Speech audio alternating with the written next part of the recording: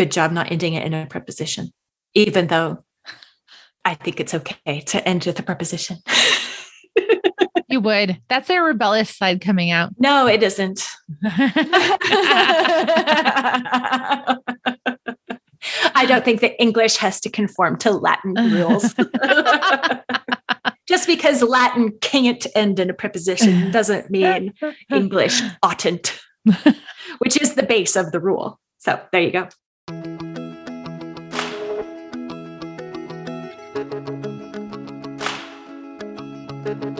Welcome to Scholé Sisters, the podcast for the classical homeschooling mama who seeks to learn and grow while she's helping her children learn and grow. Scholé Sisters is a casual conversation about topics that matter to those of us in the trenches of classical homeschooling who yearn for something more than just checking boxes and getting it all done. I'm your host, Brandy Wenzel. You can come study Charlotte Mason with me over in the Charlotte Mason Think Tank. Go to afterthoughtsblog.net/think tank to learn more. My co-host today is Mystie Winkler. Mystie is a homeschooling mom of 5, including 1 graduate. She writes and podcasts at simplyconvivial.com and is the author of The Convivial Homeschool, Gospel Encouragement for Keeping Your Sanity While Living and Learning Alongside Your Kids, now available on Amazon. Earlier this week on Tuesday, Scholé Sisters hosted our annual spring training. Our coach this year was Dr. Carl Trueman, professor of biblical and religious studies from Grove City College. He gave us an amazing history lesson on Marx and Marxism and answered a lot of great questions at the end. Replays are available, and if you sign up shortly after this episode comes out, you'll still have time to register and attend our live debriefing session with Mystie, Abby, and me on May 10th. Just go to scholésisters.com/true to register. So many people are turning to homeschooling these days, and the first question they usually ask is about curriculum. What should they use and how should they use it? In today's episode, Mystie and I discuss why it's useful to back up and talk about why everyone needs a philosophy and how to go about building one. This was such a fun conversation, and so without further ado, let's get to it. Let's start off with our Scholé Every Day. Mystie, I know you're chomping at the bit. I am. So this is Mystie.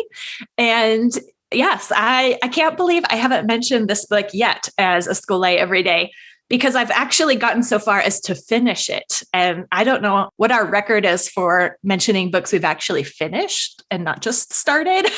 Or received in the mail. Right. So I've actually finished this book and I still love it. As soon as I began it, I knew I was going to love it. And all the way through, I just loved it more and more. So I'm really excited. This is A History of Western Philosophy and Theology by John Frame. And I bought the book and it looks really big and intimidating. It turns out that he actually wrote this after teaching a survey of Western thought class, and it became kind of his textbook. So the book has wide margins and pictures of the different philosophers and like timelines and kind of a lot of reference material along with it. So that makes the book look bigger. It's not all dense text. And then it turns out there's also a bunch of appendices. So the book looks a little bit more intimidating than it really is. I ended up, though, listening to it on audio and then only referring back to the book to kind of grab a few quotes and things. So it's 23 hours on audio, and I could not speed it up. I listened to it at 1.2. But most of the time, I just listen to it straight at 1. So that's an indicator of a really good book in my experience. Nice. I feel like after reading this book, I have a lot better understanding of modern philosophy, which is where my weakest point has been. So Frame starts with like pre-Socratics and Plato and Aristotle, but he kind of goes over those pretty quickly to get to modern philosophy, because he sees that as a gap.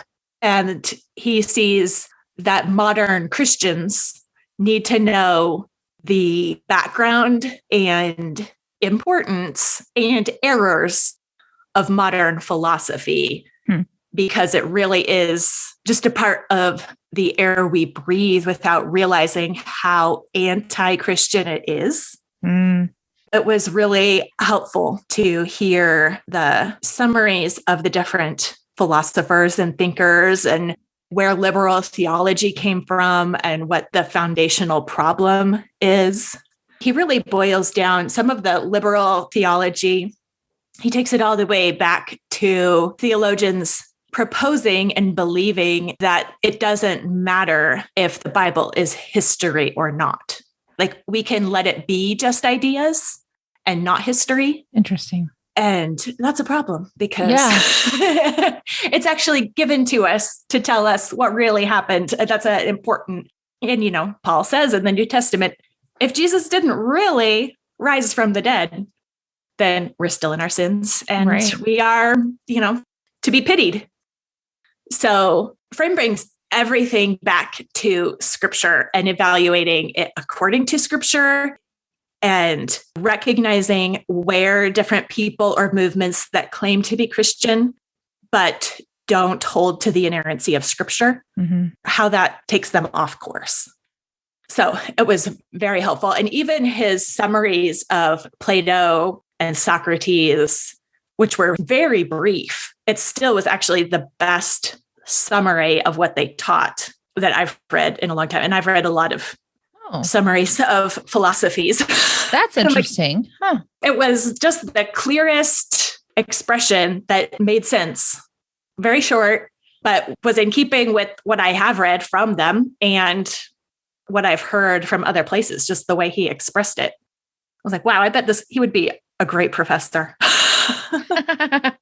He's just, you could tell, I think, that he has had a lot of experience before writing this book with communicating these ideas to beginners.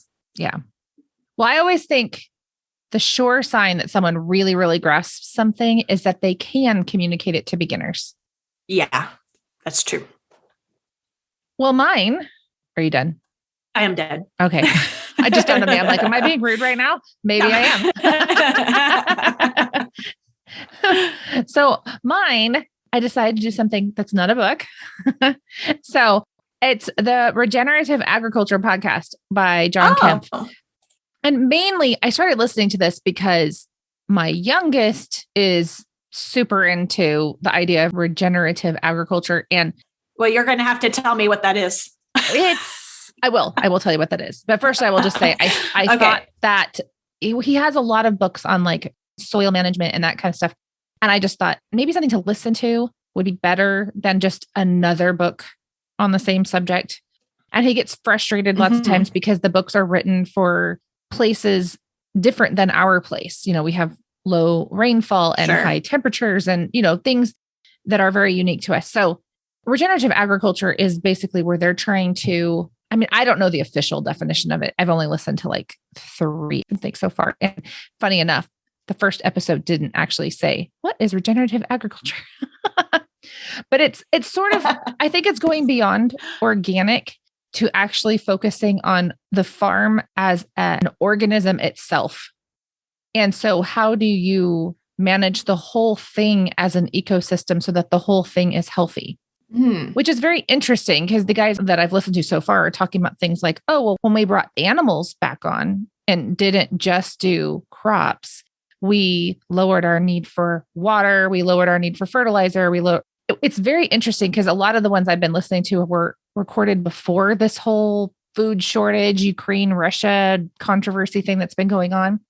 But they're basically, what they're really doing is they're presenting a framework for a less dependent agriculture, less dependent on the government, less dependent on inputs off farm, things like fertilizers, herbicides, insecticides, that kind of thing. Yeah. And they're doing it by saying, we're not going to just do one thing. We're not going to just raise soybeans. But we're going to not just diversify crops throughout the year, but bringing animals on and how the animals actually, turns out God created them to be on the soil. So interesting things happen to the soil when there's animals on it and not just crops. But the reason why I put it on here I have a Scholé every day because really I just started listening to make sure that I thought it was appropriate for my child before like saying you could listen to it. Sure. And it really is. It's a guy interviewing like a bunch of older farmers so far. So guys that kind of pioneered this before it was cool and they've been doing it for 30 years now. And they're teaching other people how to do it, handing it off to their kids, that kind of thing. But that's cool. I listened to the second episode last night while I was cooking dinner and I was like, this is like homeschooling. Which, we do actually use a lot of cooking analogies and a lot of agricultural analogies when it comes to education. Right. So it makes sense that it would work. But he was talking about how this frustration actually that my son has, which is that you always feel like your place is unique and different and no one else could possibly understand it. And all the advice in this book is not helpful to you. This guy would never call himself a philosopher in a million years, but he thinks like one. So he was like, you have to pull yourself back and realize that while it is true that my farm is unique and that your farm is very different from mine, even if you live next door to me, the soil will be different and different things. But he's like, but the principles of a healthy ecosystem are always the same. This is so what we've talked about with education. That idea of you can get discouraged and overwhelmed by all the details and all the unique challenges.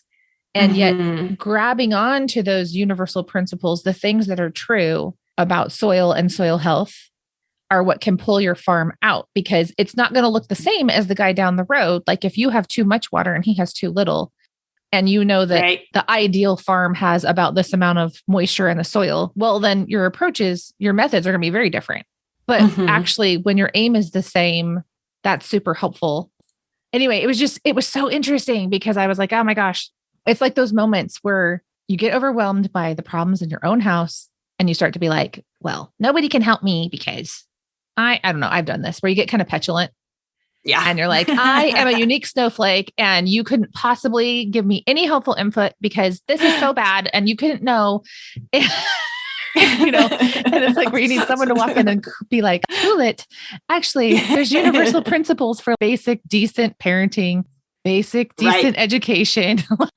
Anyway, there's nothing new under the sun. So mothers with their kids, farmers with their farm, it's all the same. For anybody out there who has a child that's really interested in ag, probably like my son thinks he would like to go into ag professionally eventually. And, he's young enough that I'm like, I don't know if that'll really happen, but I am now sold on the value of a podcast like this because it's so different from all the books we've read because so many of the books are prescriptive. And I mean, they'll make allowances for your farm, maybe different or whatever, but it still is it feels very much like do this, do that, do the other thing, troubleshooting, blah, blah, blah. But you actually don't get into the mindset of how to think like someone who takes their stewardship of the land seriously. When he's talking to these guys that pioneered this whole approach, I think one thing that's very unique about them so far is that all of them treat the soil as a living organism, not just the crops. In the podcast, you're not just getting the story of, we did this and we did that and this was the result. Though there is that underlying it all, you're getting this kind of like this mindset of how somebody who does something like this, where there aren't books written on the subject yet, how they think and how they figure it out, what their guiding philosophy is of farming and the land, and about how then that actually bears out in profitability even. Because their whole thing is you can't pass on a family farm that doesn't make enough money to provide for a family. How are you going to do it generation to generation if the farm is always struggling? So they think about the family as being important too, not just the land. I don't know. The whole thing is very interesting, but I just feel like an hour conversation with one of these guys is very different from a book because you're getting inside their head.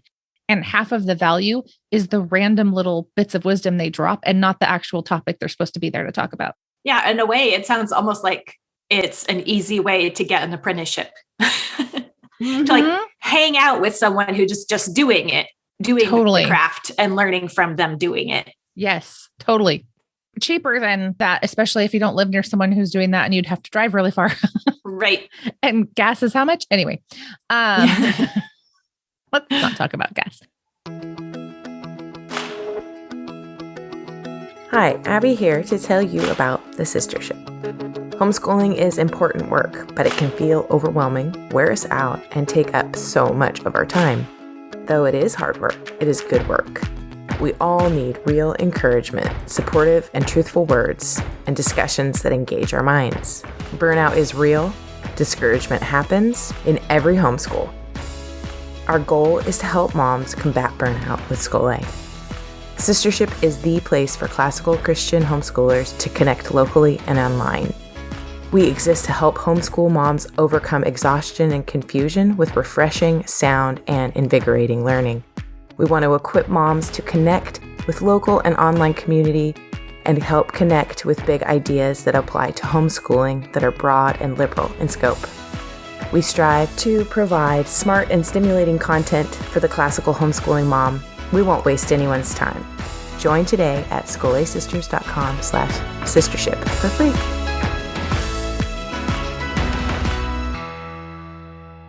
Today, we're talking about why you need a philosophy, why we need a philosophy, why everyone needs a philosophy. I just think I will throw my opinion out here right away, which is that I have decided that my opinion is that I proclaim from on high. You proclaim that you have decided that your opinion is. That's right. That's right. How's that for wishy-washy? I think I say something strongly, and then in my head, I have the voice of my husband being like, well, that was a little strong. So then I walk it back. Back up. And then I just sound dumb. So anyway, I think everybody already has one. It's like what Charlotte Mason says about habits. So she talks about habits as everybody has habits. So either you're going to be intentional and you're going to get the habits that you want, or you're going to be unintentional and you're going to fall into habits. And then lots of times the habits that we fall into aren't exactly the things that we would have ever chosen for our lives. Mm-hmm. They can be bad habits, or they can be just not the best habits. Right. Philosophy is the same thing. You know, you and I are the kind of people who like to have a really robust philosophy that's very filled out to the edges.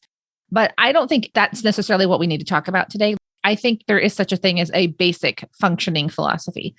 And everybody actually has that. But like with habits, if it's unexamined, then it might not be what you think it is or what you wish it was, because lots of times our defaults aren't what we claim to believe, but how we were raised.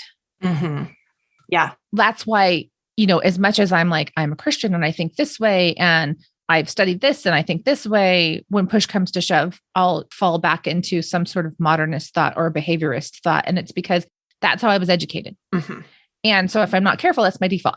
Everybody has a philosophy they're working out. If we want to make sure that it is philosophy we actually agree with. Right. Fundamentally. Yes. We have to bring it to the surface. I think that we do all have a philosophy that we're working out, but to understand what it even is, and also to not be intimidated by the idea that we have to have a philosophy, we need to unpack what we assume philosophy is and what philosophy actually is. Okay. Because I think when we hear the word philosophy, we kind of assume something academic, theoretical, abstract, something for only a certain kind of person who likes that kind of thing. But fundamentally, philosophy is love of wisdom. And this is where, you know, I love Hugh of St. Victor, who points out that we should always be working towards wisdom, and wisdom is Christ. There's something wrapped up there in that word that is very fundamental and basic, and not only abstract and academic. Maybe also when we think of philosophy, we think of that well-developed philosophy, and then it feels like this really big deal because we can imagine what it took for someone to get to that place. Sure. But I'm thinking about, I have a philosophy. I do. But I think I also had one when I was 26, 28 years old. It was just much smaller and less filled out because I had done much less reading at those ages, and I had done much less thinking at those ages. And I hadn't started actually educating my own children yet. I mean, they were little. So some of your philosophy is rudely awakened by reality. And I hadn't experienced any of that either. So it was very, you know, idealistic, I guess I would say. But I don't think that I didn't have a philosophy just because it was so much simpler than it is now. Mm-hmm. just knowing that it's something that can continue to grow.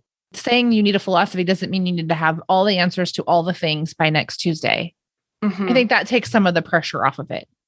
You also don't have to wear a toga. Yeah. I feel like that's important to point out. Not all of us look good in togas. Yeah, we're listening to, or we're using Dave Raymond's Antiquity for school this year. And so we're just at the Romans. And so he was just talking about togas in the lesson that we watched yesterday. Oh, nice. And he said, he was talking about how awkward togas are, that you have to basically hold it together. And then you have one hand to move around and basically declaim with. So a toga set you apart as someone who basically didn't need to have his hands available for anything useful. You could just stand around talking, because that's all you could basically do effectively in a toga. Maybe I do want a toga. Okay, this makes so much sense though, out of something that my class, we read in Plutarch earlier, I don't know, like 2 weeks ago or something. We're reading the Gracchi. Yeah. It's so funny because there's this point where they get like really serious about something and they all throw their togas over their heads so they have their hands free. So one guy puts his over his shoulder and he's getting serious. And then the other guys put it over their head and they're like really super serious. My kids died laughing because they were just like, oh my gosh. I mean, does this mean their underwear are showing? Like, you know, like, I don't think anybody cared. Like, we were getting down to business here. Don't make me put my toga over my shoulder. You know, it was just hilarious.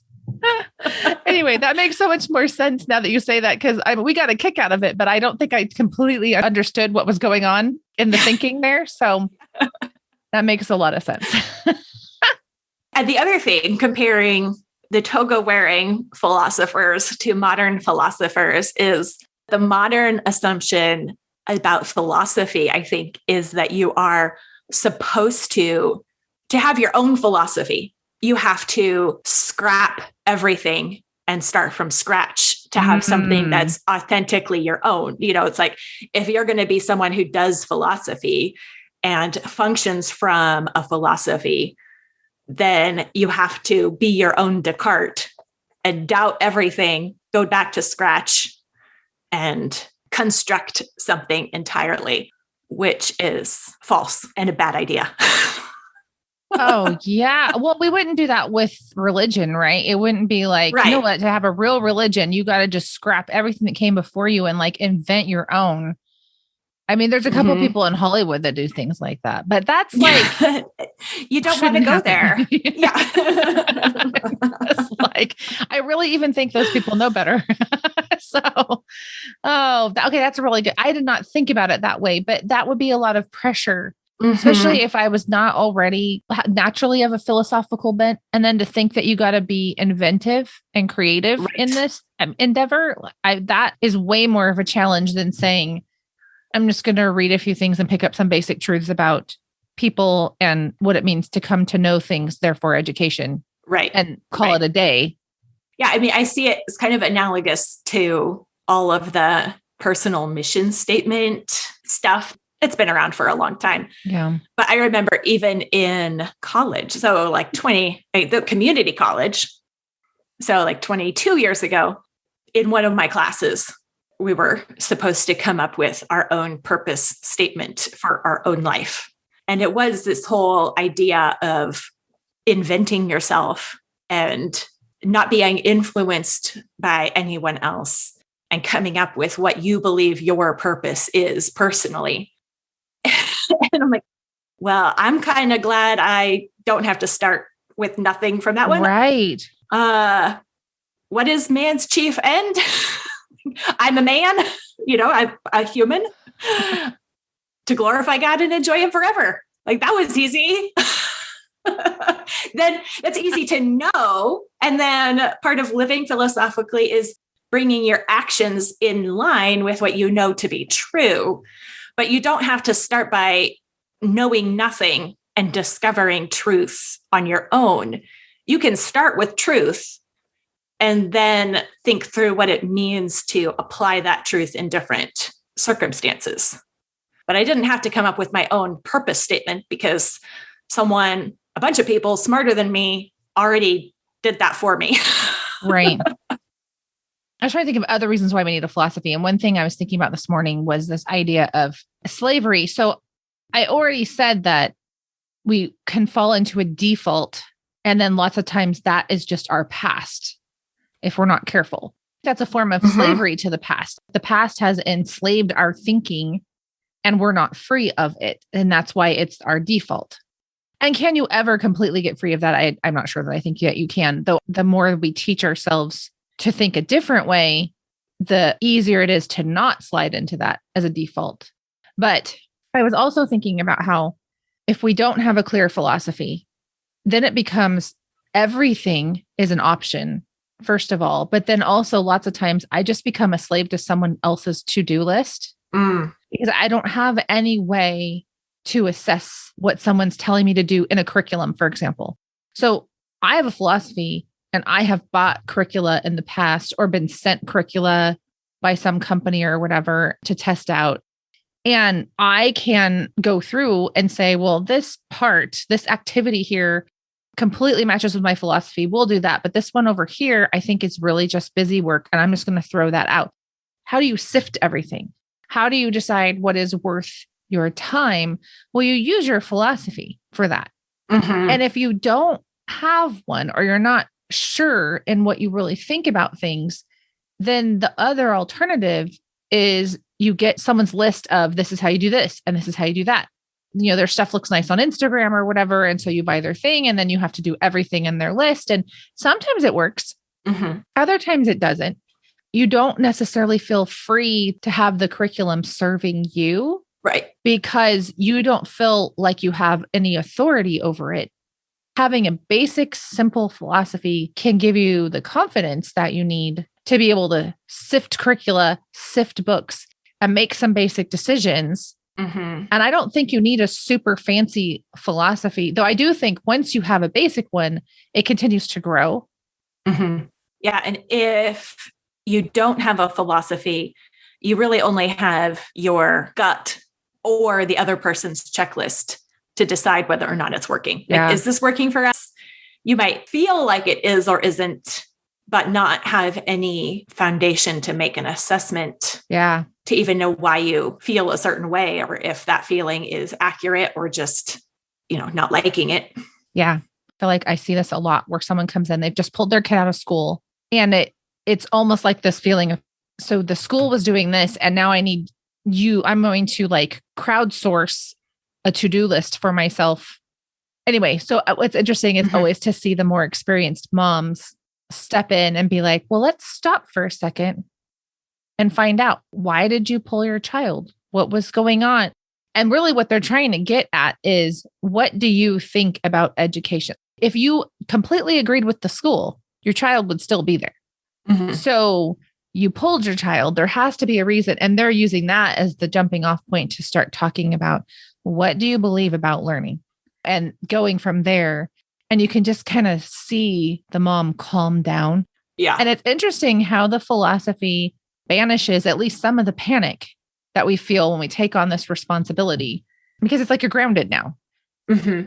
That points out where to begin with figuring out what your philosophy is, and maybe the difference between what your belief system is and then what you're actually doing, and see if there's disparity there.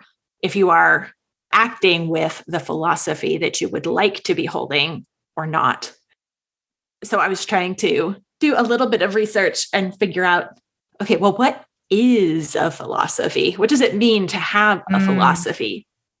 So what I came up with is that a philosophy it's basically having definitions, but fundamental, foundational, maybe even existential questions and definitions. So, what is education? What is a person? If you have an answer to those questions, you have a philosophy. Yeah. That's actually the direction I wanted us to go with this. Okay, you say we need one, but then how do we get to one? I mean, I put on my list, what are the most important questions to ask? I think that's a really good starting place right there. And I do think when you talk about what is human, one way to get at an educational philosophy, because there is philosophy that's not specifically educational. Right. But is this idea of, yes, what is a human? But I'm thinking like beginning and ending. So a child is born, and what is that like? But then what's our ideal? What do you think a fully educated human person looks like, and why? Having that picture in our minds can really help us in the day-to-day if we have fleshed that out a little bit. Yeah. And I think one thing that we are seeing in the excellent marksmanship study, reading through Melvin Tinker's That Hideous Strength, is the different concept of human nature. What is human nature? The secular schools of thinking don't believe in original sin. When you see the effects and the outworkings of assumptions that don't take into account the fact that we are born with sin, you can start getting off track in very extreme ways very quickly. Because we all have this innate sense that human beings are not what they are supposed to be. And so the secular worldviews have some other answer to human failing than sin and salvation. And so it becomes, changing their environment. And that's what a lot of modern school is based on. Like if we can just change people's environment or change people's thoughts, then everything's going to be amazing.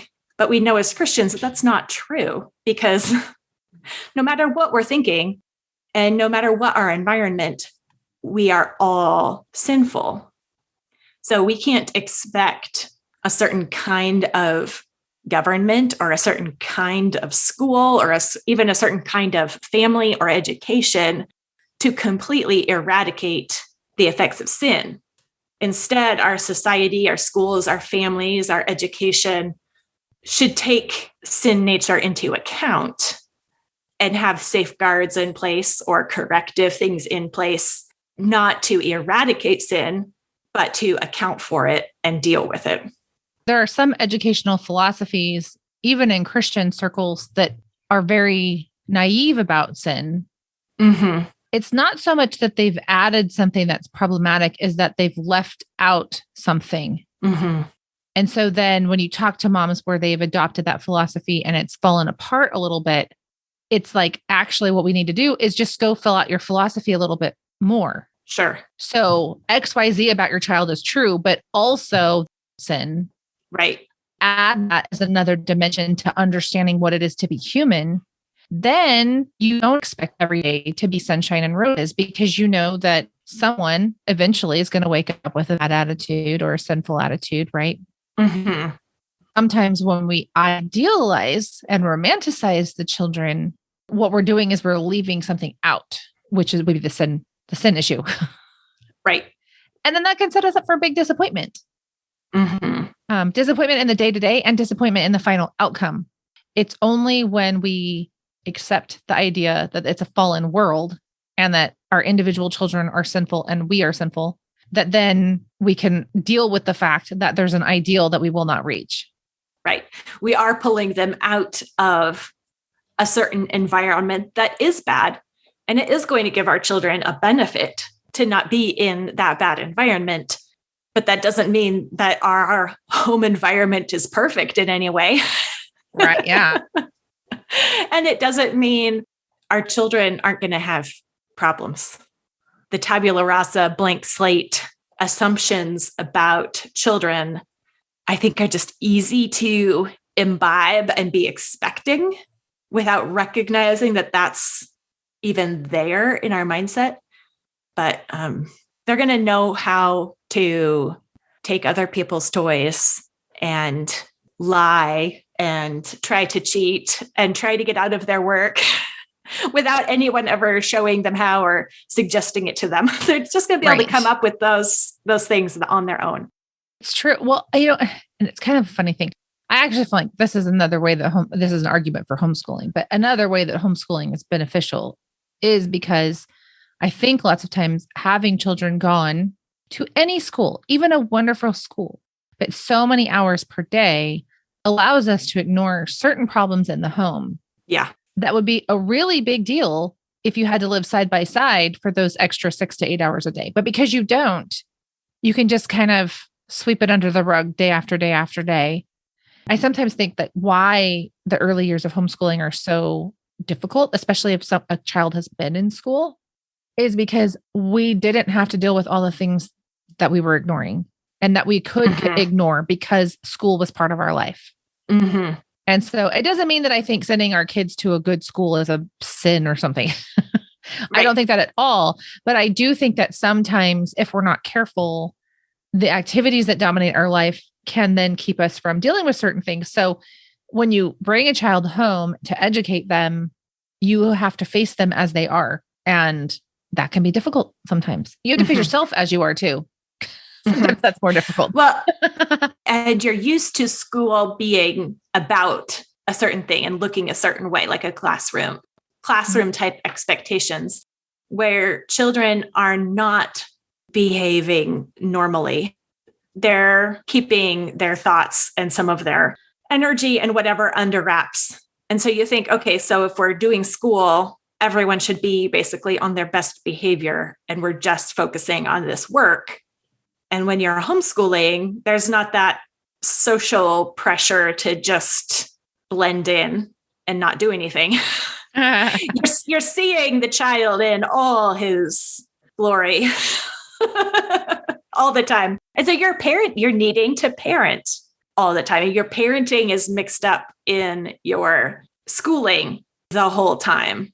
Sometimes we don't expect that, or it just throws us for a loop. Okay, I'm typing up our questions that we've come up with so far. I thought we should have a list of the most important questions to ask and answer. So far, what I've gotten from this conversation is, what is a human? What is education? What does the fully educated person look like? Like what's the ideal that you're aiming at? Is there anything else that is super fundamental? I mean, I know there's other questions we can ask when we talk about the idea that some people would like to have a simple, basic philosophy. Are there any other questions that you think are fundamental to all of this? Well, it might be tied into the what is education question. Okay. But I think that an angle that we have to take these days because of secular education or progressive education is the past significant? Again, I think this is something that's come out from our excellent marksmanship study to realize that as a consequence from Hegel, secular progressives do not believe that history can teach us anything. That was just such an eye-opening realization as to why public schools no longer teach history. And one of the fundamental differences then between classical education and progressive education is that classical or pre-progressive thought assumes that we are learning from those who have gone before us and building on what they started. Whereas the progressives believe that old systems are completely overthrown and recreated through human effort. And so whatever humans are doing is better, and the past has no bearing on it. So you can't really learn from the past. You can only change it. And every change is necessarily progress. I think it was in one of our faculty of friends that we did for the excellent marksmanship seminar. But I think it was you who said, you kind of juxtaposed this question or this idea that the Marxists dismiss history. You juxtaposed that with the Greeks who believed you literally repeated history because it was cyclical. Right. And you were saying, that's actually not what Christians believe either. It was shortly after that conversation, I'm listening to, again, while cooking dinner, Radio Free California, which is like a California politics podcast. The host of the show, one of the guys is an ex-Marxist and the other guy's reformed. So the guy that was reformed said, the past is prologue. And I was like, oh, that's probably what we're looking for. The idea of it being prologue, that it's the word that comes before where you are right now. And it gives context for you. it's not the whole story, and it admits there's a future. Right. So it doesn't deny the present or the future, but it does inform the present and the future and hopefully give you wisdom for understanding the context. Anyway, I just thought that was a really brilliant way of putting it. I like that. So I kind of filed it away as must tell Misty next time I see her. Yeah, I'm trying to find, I was browsing through this tiny little book, We Are All Philosophers, by John Frame. So the same author of the history of Western philosophy and theology that I was talking about as my Scholé Every Day. You could just tell by the title that he agrees with you, Brandy, that we all have a philosophy, because he says we are all philosophers. I love him already. So the book actually doesn't defend that statement. It just says you are. So you're only a good one or a bad one. And then each chapter is super short on different fundamental questions that you should have an answer for. He said that unlike science, which has progressed, our science is better than it was before. Philosophy, I can't find that. I don't know if he said it hasn't or it can't progress. Philosophy continues to discuss the same questions. So it's not the same as science. And I mean, progressivism began with the rise of science and assumed kind of a scientism nature to the world where it's getting better and better because we're getting smarter and smarter. And it's actually a flawed understanding of what's going on with humans. So like making a bad parallel. It's kind of funny to me, though. There's an irony here. The reason why science has progressed is because it does build on the shoulders of the past. You can't progress in physics if you deny the basic ideas of gravity or you deny calculus. True. I mean, to be a good physicist, you have to learn all the things that everybody already knows, and then you push the edges of that. And at the point where they actually adopted progressivism was where science fell apart. Maybe not technology yet, but science itself has really come apart over the last 5 years or so. And I think it's because it became not about building on the shoulders of the past the way that it always has been up until now. Right. Well, it's become an idol. So it has to be toppled. Yeah. So maybe in a sense, it's a hopeful sign. Maybe. I don't know. I'm not sure what to think about it yet. Yeah. I've just something I've observed. It's really interesting. Like, how did this pass peer review when you didn't design the study in such a way that you controlled for like normal variables? Yeah. I'm like, hello. I was like, I am not a scientist, but I know that shouldn't be happening. Well, our scientists are definitely not doing science anymore. Right. Well, and it's hard to get funding for real science, I think, right now is part of the problem because you have the mix up of like progressive politics, money funneling into things like scientific research. Yeah. Okay. So we have these 3 basic questions, and you kind of already started us on that with your question of, is the past significant? So our 3 basic questions are, what is a human? What is education? And what does a fully educated person look like? I would like us to try to add a few basic sub questions to each of these questions so that someone could actually take this and say like, okay, I'm going to try to develop a philosophy. So I'm going to ask and answer this set of questions. What are some sub questions for, let's just start at the top with, what is a human? What is human nature? I'm trying to think of the question that would get at the nature of sin. I like what is human nature. And I think that actually leaves us open to a lot of possibilities. And you know, I said earlier that once you have some of these basic questions, it's something that can grow with you. And what is human nature is a question that grows with every fiction book you read. That's true. Any good fiction book is actually going to give you a little more insight into how people think and tick. And while how an individual person thinks is not universal, the fact that we're all motivated by different, like you can still generalize from it because everyone has their own motivations and we should be careful not to ignore that, for example. So I thought this was really interesting, just looking at Frame's book, We Are All Philosophers. So he has an introduction to 7 fundamental questions. And I was just fascinated by the questions that he chose. Oh, yeah. Which are not at all Tell what us. I would have assumed. I was really surprised. Interesting. Okay. And so the ones that would fall under what is a human include, do I have free will? Oh. And so I guess that would be a part of what you believe about humans, because it's basically, what are they capable of? Right. And how are they capable of what they're capable of? And then one of his is, what are my rights? What are human rights? Which might be a really good question to have an answer to these days. I was driving with a friend around Portland last year, and on a porta potty in the middle of the city, not like downtown area. We were not in downtown Portland. Good choice. Yeah. We promised our husbands we would not go near downtown. So this was at the outskirts of town, but there was a porta potty, and it said, "This is a human right." The toilet? I mean, I guess the porta potty. And Okay. well, what about all those pioneers? I started just immediately going through like all the people in history that apparently did not have human rights. But apparently it was an organization that just collected money and put porta potties around the town.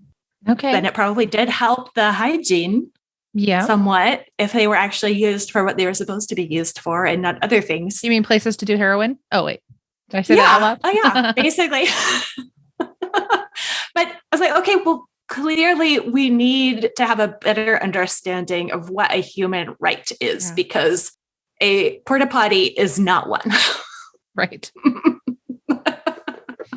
I think people have changed the word rights to mean like what is basic and decent or something. Like it may be basic and decent to offer someone a toilet. Right. So since it's basic and decent, it's a right. The leap that is made mentally without reflection. I like that question. I think this is a good time for me to point out that Charlotte Mason actually asks a lot of these questions, are answers that she has whole chapters about the rights of children and the way of the will. So she assumes that you do have a will, which means you are capable of self-control, which means you should probably train your children's will to be stronger. Yeah. With the free will. I said, oh, Charlotte Mason's got that one. And it totally helped me think through what will actually means. Because I think I had a very truncated view of will before really wrestling with what Charlotte Mason was saying, because the first time I read her stuff on will, I actually did not understand what she was saying because I had a different definition of will than she was using. Yeah. That is something to watch for. Her definition of will is a little bit different, even from Aquinas. When you start tracing concepts back into the past, while it is important for us to read and consider what people before us thought, it's also important for us to realize we're bringing our modern definitions to the table, and it doesn't always correspond one-to-one, even though they're using the same word. Yeah, that's true. And that's also true with philosophers that are separated in time. So it's true that how I grew up using the word will does not correspond to how Charlotte Mason used it over 100 years ago, but also that the way she uses it doesn't necessarily correspond one-to-one with a philosopher that predated her by 400 years or something. Yeah. I don't mean for it to make it more overwhelming, because we do want this to be simple and accessible, but it is good for us to keep in mind that sometimes when we don't understand, we need to get at, well, what do they mean by these words? I mean, you already started out by saying it has to do with definitions. Mm-hmm. Part of reading history means we have to understand how they defined it, because when we're reading their words, we have to be able to get at their meaning. Yeah. So what other questions does he have? This is so interesting to me. He has good questions. Yeah. I think those are the two that would fall under what is a human. I would add one thing to what is a human. Mm-hmm. Something along the lines of what does a human consist? What I mean by that is getting at the idea, we talk about like the tripartite nature of man, not that he's divisible, but that he's body, mind, and soul. And he is that in unity, sometimes especially with children, remembering that they're not just a mind. We're educating them, but they're not just a mind. We're educating them, but they're not just a body. We're educating them, in religion, but they're not just a soul. And that those three things that aren't really separable also means that because they're not really separable, they interact. Right. There are times when like a body problem looks like a sin problem. Oh, yeah. Or a sin problem looks like an intellectual problem or whatever. Yeah. So remembering that they are body, mind, and soul, I don't know. I have found that to be super helpful in motherhood in general, to keep in mind that I'm dealing with a whole person, not just part of a person. Mm-hmm. Yeah, I agree. I mean, that might be a part of human nature. The nature of a human is tripartite. That's true. That's true. But yeah. Let's just keep indenting those bullet points. I'll just nest that. So does your book have any other questions that fall into these other categories? Yeah, let me see here. I guess to have education, you're probably supposing knowledge. And I think his have more knowledge questions rather than education questions. So epistemology. Okay. Can I know the world was one of his questions. And what is everything made of? And does God exist?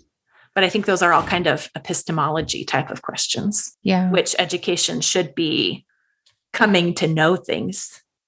But you kind of have to define education first before it becomes about epistemology. I wonder if a good question then would be, how does a human come to know? Yeah. Yeah, it would be. Because that even gets us into things like methods. Yeah. Let's take something like, if the primary way I come to know is through reading and thinking, then certain other approaches that take a lot of the focus off reading and thinking. Not that there's never a place for doing something with your hands. That's not what I'm saying, but might be questionable. Right. Because they're drowning out the thinking part. No, I know. I was just the other day talking to someone who was moving away from a bunch of workbooks. And the thought struck me that, education isn't finishing a bunch of workbook pages. And finishing workbook pages doesn't necessarily mean that you've come to know anything or been educated, partly because workbooks as a method is very recent. So if people were educated before there were workbooks, then we know that workbooks are not essential to education. Yep, that's true. That's true. Well, and if we ask the question, how does a human come to know? Then you can judge possibly a good workbook from a bad workbook. Because I'm thinking about, right, in my Charlotte Mason boot camp and think tank and stuff, on occasion I've given out, I call them work pages just because I'm trying to get away from the worksheet mentality or whatever. But that is what it is. But really, a lot of the questions are because I believe that one way that you come to know is by reflecting on the thoughts you've been introduced to. So every question is very deliberate. I'm not doing a comprehension quiz or something, or making someone jump through hoops as some sort of formality that makes me feel better about production of artifacts that prove I did something. Instead, it's more like journaling pages or something, things that are set up in order to help bring about that reflection. Yes. Right. And it's not like I never use workbooks either. It's just having a workbook for a subject isn't necessary. Right. It could be 100 years ago what a good workbook looks like now. Someone that's setting it up in a way that's reflective is actually taking the place of the conversations that people used to have, where there was someone like Socrates asking those questions and prompting the reflection. Right. Reflection questions versus fill in the blank factual questions actually boils down somewhat to what can you know and how do you come to know? And we don't realize that it boils down to those questions because we don't realize that there are significant modern thinkers who've influenced education who believe that you can only know facts. And so we have to back up and say, okay, do I think that facts are the only thing that we can know? And if not, what other kinds of things can we know? And how would we come to know those things? I just added the question, what parts of human nature can be educated? Because I was thinking about how in classical education, we talk about gymnastic being the education of the body, or we talk about the education of the sentiments, the affections, the aesthetic sense. So we're talking about something that's not even necessarily completely a knowledge-based kind of education. It's forming character, I guess, is one way that we often put it. But it's because we believe that more than just your mind is being educated. Right. Or should be educated. Because you are more than just a mind. So that goes back to, of what does a human consist? Yeah. Good job not ending it in a preposition. Even though I think it's okay to end with a preposition. You would. That's their rebellious side coming out. No, it isn't.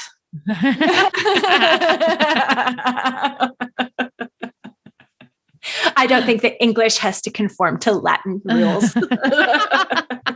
Just because Latin can't end in a preposition doesn't mean English oughtn't, which is the base of the rule. So there you go.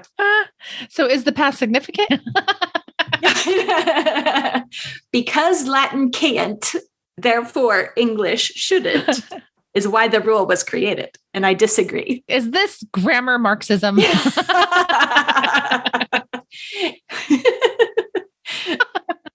Is Latin the ideal language? That's yeah. Was there ever any question? No. Let English be English. Oh, that's like a whole other podcast episode right there. Oh, it is. For sure. I don't know how many sub-questions we need for what does the fully educated person look like? I think in a way you get that picture after answering what is a human and what is education. Yeah. I think that kind of ends up being developed by default. I think that question of what parts of human nature can be educated, I think that's a key question to asking what does the fully educated person look like? Because if I believe that the body can be educated, then I'm going to include some physical things in what a fully educated person looks like. Or if I believe the aesthetic sense can be educated, then I'm not going to just include, mastering calculus by this grade or whatever. It would be, something a little bit actually more vague, but having a well-developed sense of beauty and the ability to distinguish, right? But in a more general sense, what we see in someone who's a wine tester or a chocolate tester, where they can distinguish, right? Between all these things, where we might see a well-developed taste in someone. Well, that's only true if I believe that that part of human nature can be educated. So I think you're right, that the previous questions then inform and help fill out that last question, which is really, what are we aiming for? Yeah. If we could have everything we want in perfection, what would that look like? Frame in this little book, the final two questions that I haven't mentioned kind of fit there with, I guess, the fully educated person. Maybe. I mean, that's different. Okay. So he asks, how shall I live and how can I be saved?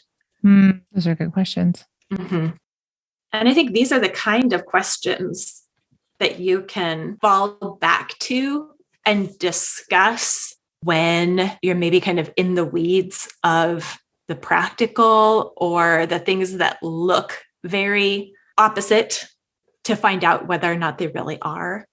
Or like you said in the Facebook group, the moms who took it a step back, with the moms asking, what should I do? I said, well, what is it that made you leave? You start stepping the questions back to more fundamental questions, and you actually have a more productive conversation. Yep. Rather than dealing with surface level issues. And that is having a philosophical conversation rather than, an issues driven conversation. Whatever the hot topic is, you can probably cool it off a bit by taking it back a step. Which will help us have way better conversations with people. Yes. Because there's so many people interested in homeschooling right now. I think one reason why it's overwhelming to a community to have so many people jumping into homeschooling at one time is the conversations you're dragged into are of such an infinitely practical nature. Help me choose this curriculum. Help me choose this extracurricular activity. How do your kids still get socialized? Blah, blah, blah, blah. Like all of that stuff. And it can just be this exhausting whirlwind where you're in the minutia of someone's everyday life. And then the next day it's a new person and they're in the minutia of their everyday life. And it's just too much. It's like how I think the worst job in the world is being some sort of homeschool consultant. Yes. Pretty sure that was a bad idea, but not for the reasons people would think. But about how you can, if you back it up, it's actually not an overwhelming conversation because so many of those things, I mean, not that we never share our math curriculum. It's not a big secret, right? But I'm just saying so much of the panicky type questions, the urgency will go away when we start asking these real questions. Right. The reason why I love my math curriculum is because I can use it in a way that fits my idea of how we come to know things. Right. But our surface level assumptions are that, well, I want to find the math program that works. And if it worked for you, will it work for me?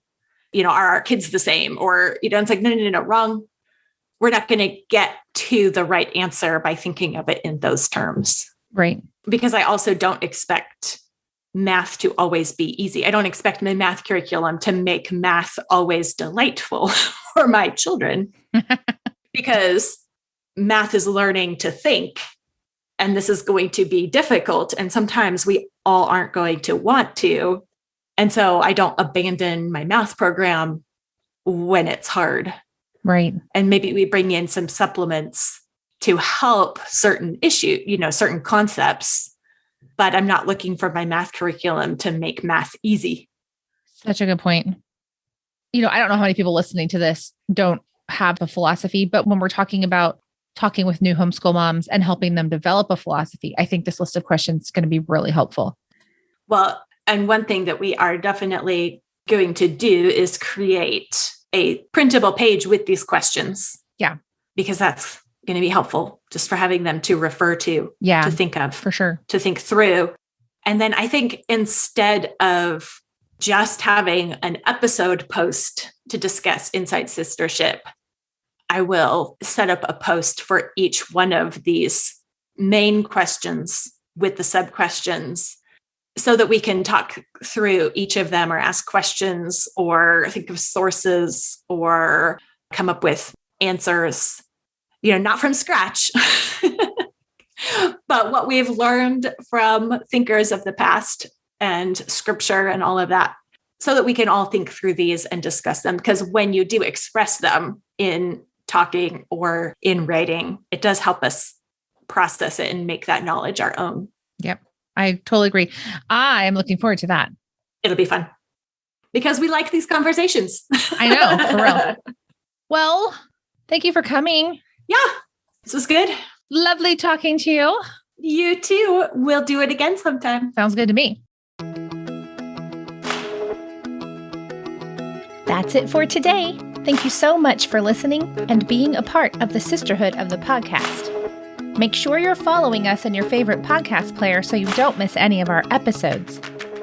All of the books and things we mentioned today are linked in our show notes. Just go to scholésisters.com/SS106 to check it out. Don't forget to sign up for replays of our spring training session with Dr. Carl Trueman. It was just wonderful. If you are a Sistership Sophie, spring training is included for you at no extra cost. But if you aren't, or if you want a friend to watch it also, go register at scholésisters.com/true. That's scholésisters.com/TRUE soon, so you can catch our live debrief also on May 10th. In our next episode, Misty and I chat with special guest Melissa Cummings about her experience building a homeschool community and how much work it really is, and is it even all worth it in the end? I bet you can guess the answer. Until then, we want to remind you once again that homeschooling is a marathon you needn't run alone, so open up your eyes and look around you. Find your sisters. Let's start. But I did send a message to Sai asking him to tell the kids to get off the internet if they were on it. I don't know if they were on it, but I don't think they're FaceTiming like that other time. When they're like, you know what we should do?